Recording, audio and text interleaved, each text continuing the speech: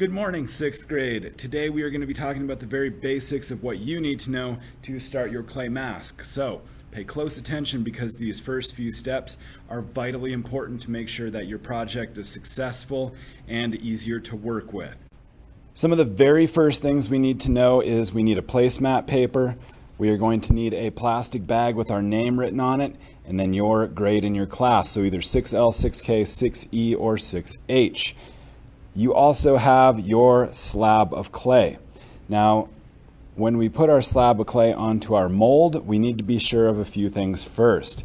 We need to make sure that we have a piece of plastic wrap, and on top of that piece of plastic wrap, we need a wet paper towel. That's going to ensure that our mask is not sticking, and the paper towel makes sure that it's not going to dry out. The first thing we want to do is make sure that we set our slab of clay on our mold so it's more or less in the center. And then from there, what you're going to end up doing is you are going to slowly push. You're not going to smear, nothing like this. You're going to push your slab of clay on to that plastic mold. So as you can see, as I gently push, I'm going to naturally develop some of the indentations of the plastic mold, and that's normal. Obviously, if you don't want a humanistic looking mask, then don't push around the eyes and nose and mouth quite as firmly. You're going to need a paper clip, and you're going to need to open it up kind of like that, because the odds are pretty good that you're going to have to do a little bit of trimming to get your clay to fit a little bit better on top of that mold. Easiest way to do that with your paper clip is exactly what I'm doing. Just kind of making a line and retracing it several times until eventually that clay comes off, and then I can continue to push my mask down. Anytime I'm not actually working with clay, I do want to put the extra pieces back in the bag just so they don't dry out. However, I am going to use this piece, and I'm going to start to form it into one of my very first add-ons, and it just so happens that this is obviously going to be a fairly decent eyebrow shape, albeit I'm going to have to trim it down a little bit. So things to know about your placemat paper: if you push super hard, there's a good chance that your clay isn't really going to come off that paper without ruining it. So be very gentle as you're pushing. This placemat paper is there to make cleanup a lot easier for you. Your paper clip does wonders when it comes time to make your additional pieces. And just like I did a few steps earlier in the video, I'm making a line and then retracing it with my paper clip until eventually the shape I need for the eyebrows, it comes out. Now we have a really rough edge here, and we don't like rough edges in the clay world, so I do want to make sure I smooth it out at least a little bit before I start figuring out how in the world am I going to add this to this. I've decided that I want my eyebrow to be right about here, but I do want it to be kind of a different shape.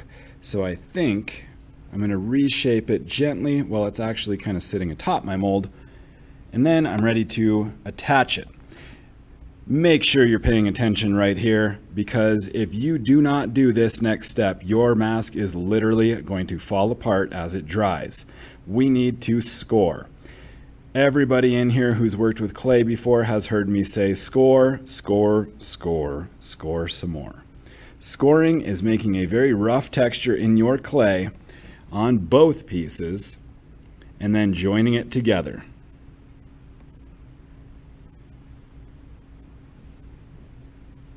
Gently push those two pieces.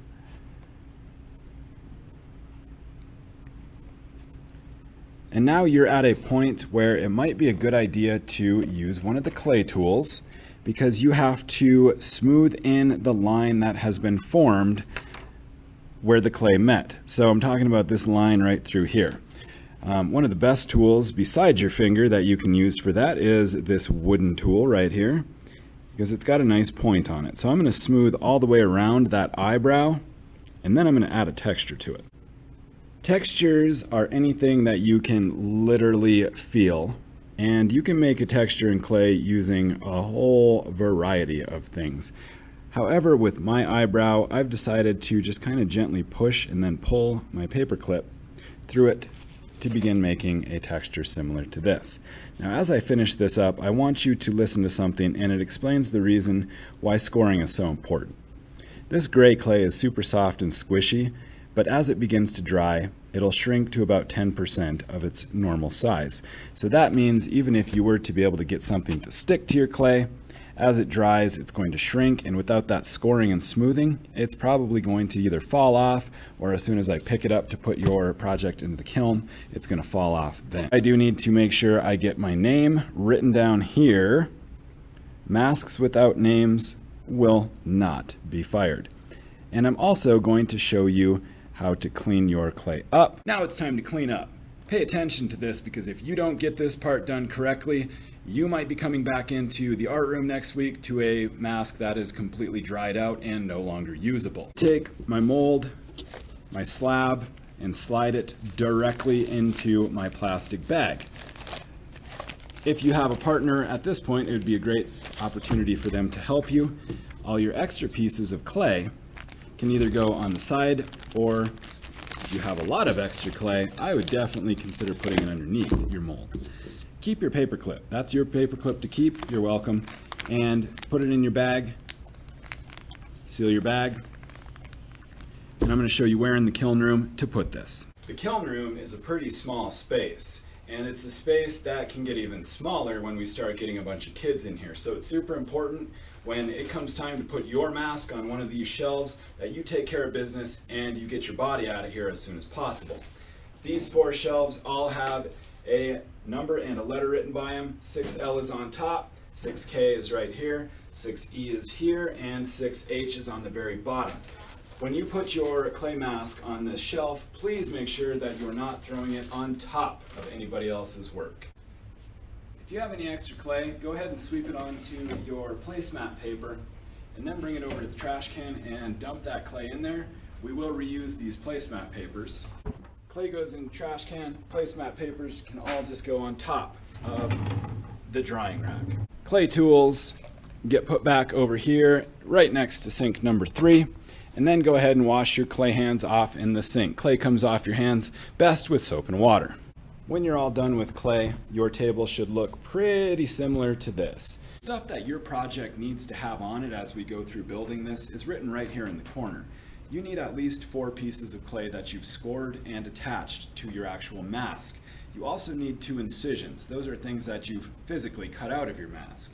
You need 2 textures, the things you can feel, and you need neat, consistent glaze. We'll talk about glaze in the upcoming weeks.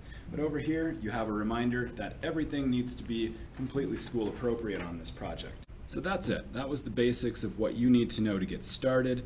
Our next video next week in class is going to be a little bit more in depth, and we'll kind of walk you through different ways to add stuff on and a few different techniques using different tools that you might choose to use on your project. Keep your sketches in a pile at your table. I'll pick them up in just a moment. And just a reminder, the 4 major cultures that we've been looking at that used masks traditionally were African cultures, Asian cultures, and specifically the Chinese. We also looked at the Puerto Rican masks, and then we focused a little bit more heavily on the Mexican masks that centered around Dia de los Muertos, which is Spanish for the Day of the Dead, which occurs October 31st until November 2nd. So just some things to keep in mind. I'll see you next week.